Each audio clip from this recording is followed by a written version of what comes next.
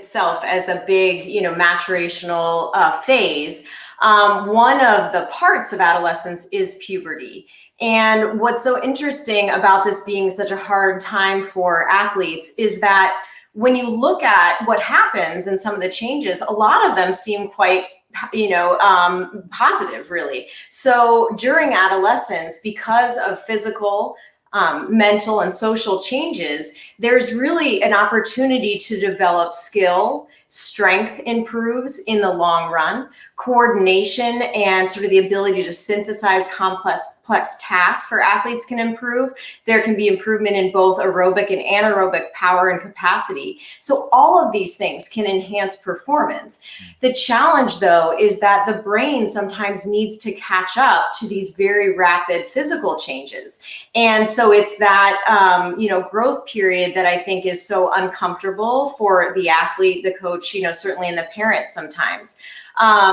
But puberty itself is really characterized and driven by changes in hormones.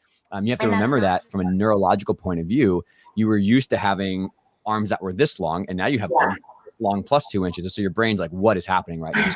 Coordination issues, and you lose strength and power because the length tension relationships of those muscles are now not optimal. They're not like really where they sat before. So that's why you lose strength, and strength is a function of power with velocity. That's why you lose power, because the muscles themselves are, think about like how strong your arm is when it's completely extended. Like you can't exert as much force from end range, and mid range is where you are. So when you have that rapid growth, the muscles themselves have a problem. And first, maybe like a physio has told you like, hey, we need a month on this where we can't do a lot of aggressive kicks or leaps. Like, what are the things as a coach that you're thinking about? Okay, well, how can I use the time? Or like, what do you think we need to focus on as coaches during these first hot, so to speak, 2 to 3 months?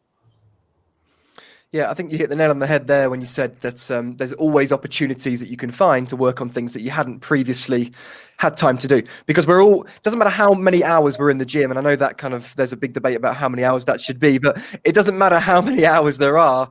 We always, as coaches, seem to want more, right? And that's because we can't fit everything in that we want to. So you kind of got to see these opportunities in some ways as a gift. You've been gifted a month period, a 2-month period where actually now you're able to focus on something which normally doesn't get any attention or as much attention as it needs to. And you've now got the opportunity to I don't know, I want to say fix it, but to work on that. And then ultimately, when the athlete does recover from whatever injury or kind of period they're going through, they might be better off because of it, because they've had this investment of time. And one thing that we've certainly seen in the pandemic is everyone was terrified about having months off. And actually, you guys know this as well as I do, probably more so. We've got so many athletes around the world saying, you know what, for some reason, and I don't quite understand why, I feel better than I did beforehand. And all of us are going, okay, what's going on here? That's not in the textbook. That wasn't supposed to happen. And we've made this assumption that, gymnasts can't rest properly. And like you said, just because they have an injury, or maybe they're seeing or seeking medical treatment for one particular aspect of their training, doesn't mean they need to sit at home and not participate in sport. We have to adapt to what they can do in the gym anyway. So it's not just, let's cut all our losses, let's go home, we're not going to train for 2 months. There's always things that we can do. Now, for a lot of athletes, that could be working on their handstand line. It could be improving their shoulder range of motion if it's a hip issue, for example. It could be, as you mentioned before, ankle range. There's so many different things that don't get the desired attention or the required attention that they deserve. And so we've just got to look for as many opportunities as we can and help manage the athlete's expectation. I'm going to keep coming back to that because I think that's the most important thing here. Is as frustrating it is for a coach, it's nowhere near as frustrating as it is for the athlete who sees the very first menstrual cycle that a female has is called menarche. And the normal time to have that can it be anywhere from 8 years, and normal to be, categorized as normal, you should have it by the time you are 15 years old. So it is very common for gymnasts not to get their period by that time. And it's common for them to not get it for even the amount of time that they're in the sport. And I want to repeat, while that is common, it's not physiologically normal. And we do need to pay attention to that because there is a widespread belief that gymnasts don't get their period, or runners, or whatever, other highly trained female athletes are. And again, it's common, but it certainly can signify that there's not enough nutrition and energy available for the athlete to have, the calories on board to have a menstrual cycle, repair tissue that's, been broken down with training, build bone, and all of those things kind of collectively are what we know as the female athlete triad. And so for gymnasts, we know that the onset of puberty and the menstrual cycle is later. There have been some studies to compare elite athletes to, the normal, regular girls. And so elite athletes are more likely to be in that 15, 16, 17-year-old age range. I totally agree. I mean, we know that the athletes will pick up on every change in our behavior, our change in language, our change in body language, our frustrations. That's just how we work. We're able to pick up on those things. And the kids definitely do. They don't miss a thing. So yeah, if the attitude towards growth is one that makes the athlete feel guilty for something that they don't have any control over, then I think we're in a really bad position as a coach. Like, that's just absolutely not what we should be doing. There's so much uncertainty for the athlete already around that period, and then the fears that might be going through their head. I mean, the last thing that we should be doing as a coach is making them feel guilty about that process. So yeah, managing expectations, reassuring them, normalizing it. It's just good coaching. It's just best practice. Yeah. I don't know why anyone would not want to do that. I mean, as a female athlete who was really not excited to get her period, when that happened, I mean, I can empathize. It is not a fun kind of concept to think about dealing with. It seems like a hassle.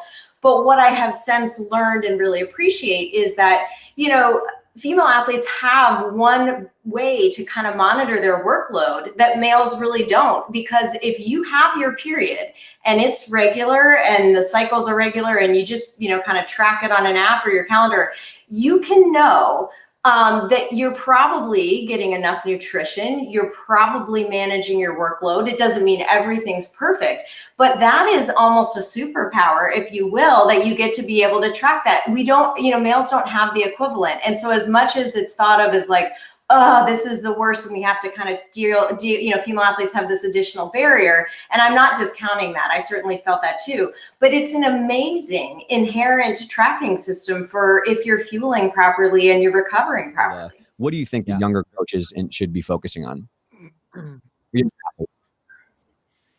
Okay, so yeah, with the younger athletes.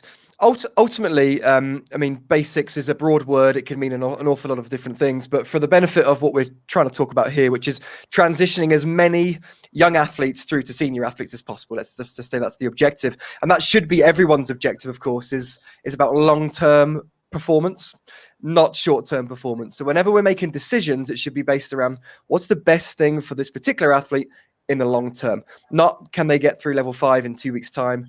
Not that they're injured, but we're going to push them through level 6 anyway. It's no, what's their long-term potential? That's what we need to base these decisions around.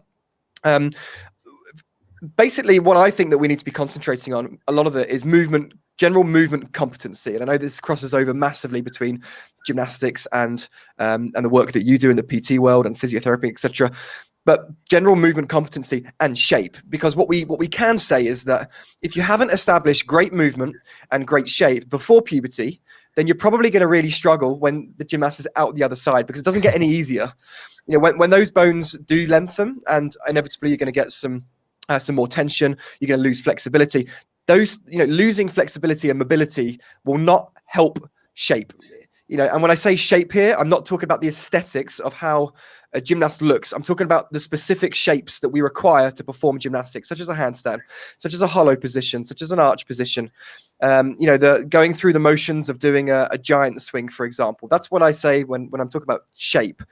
Okay, so we really need to make sure that we establish as good a foundation of general good movement, mechanics, if you like, and shape as possible pre-puberty, before the athletes go through that period of peak height velocity, which I'm sure we're going to talk about, because that gives them the very best chance of being able to kind of hit the ground running throughout that whole period, really, and when they get around through the other side. Broad strokes, the possible negatives are injury, and then not forming enough bone during a time when you're building all the bone you're going to have for your whole life, which can affect you, much later on, throughout the rest of your life. And then just being so frustrated that people leave the sport. And so I mentioned the female athlete triad before. There's also another term called relative energy deficiency in sport. They're similar concepts in that athletic performance and health depends on adequate nutrition for the type of training that an athlete is doing. And in female athletes, if you're not getting enough nutrition to support the demands of your sport and all the functions your body needs to do, you will not get your period or stop having your period. Estrogen in your body is low, and bone needs estrogen to heal. So every time we do gymnastics, we break down some of our bone and then our body builds it up. It's a pretty cool process about bone and in our tissues that constantly are being remodeled. But if you don't have the right hormones and nutrition in your body, you can't build it back up. And that's when, of course, these stress fractures can happen.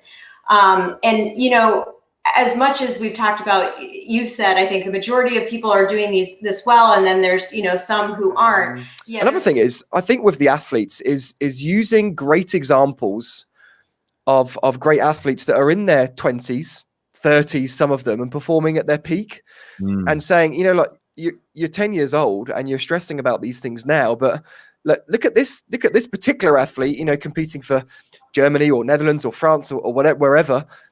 They're 27 years old and they're competing at the Olympics or they're doing a world championships. And so, you've not been alive for the same period that they've been training. So just be patient, and coach, we've got to remember that as well. Fortunately, the average age of international competitors is increasing. That can only be a good thing for the sport. And it means that we're able to buy a bit more time at the beginning and say, well, you know what? We don't need these skills for 15 years old. We don't need this athlete to be in their peak at 16. They could be in their peak at 28, 29, 30 years old as well. And that's got to be reassuring for everybody, but only if the young athletes know that themselves. And just to reiterate, puberty is normal and it is temporary. And it's our job as adults, to help the athlete going through it to understand that this is not forever and give very concrete strategies to, how to move through this process healthily and come out, even stronger than they were before potentially. And the catapult analogy is just amazing because I think that's, people can really understand what's happening and see how that's really very short period for, potentially a lot of gains. And trying to, avoid it or prevent it is just way worse than going through it, to begin with. So that's certainly, the parting thoughts. And I think for, parents and coaches, if you have concerns or questions about it, involving a dialogue with, a sports medicine physician who has expertise in this area, certainly talking with the physical therapist if they're working with them, sports dietitians, there's exercise physiologists. I mean, by no means do you need a huge team at all times, but there are people that, do these very specific skills. And it's great to ask for help or a consultant if you're not sure of what's going on, if it's normal or how you can help your athlete through it.